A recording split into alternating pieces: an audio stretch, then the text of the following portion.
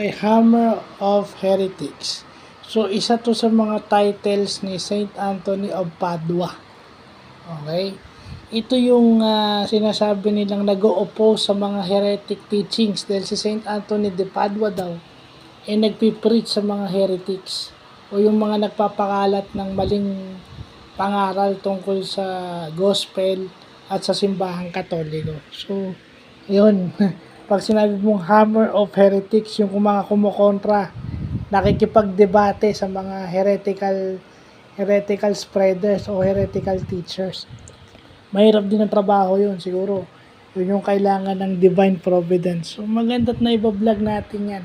Kasi nga, lagi kong sinasabi, I may sound a broken record, pero as Catholics, yan ang dapat nating malaman. Kung as Pilipino nga, kailangan malaman natin yung history ng ating country. As Pilipino na nakatira sa Pilipinas, dapat alam natin history ng country natin. Di mas lalo na yung ating pananampalatayang Katoliko. Pareho lang ang ibig sabihin nun.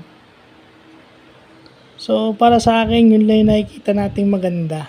No? Mabutit na lalaman ko yan. So, thank you Lord dahil nabibigyan mo ko ng platform para matuto at ma-share sa iba itong mga maliliit na bagay tungkol sa simbahan at sa pananampalatayang Katoliko. So, yun lang po.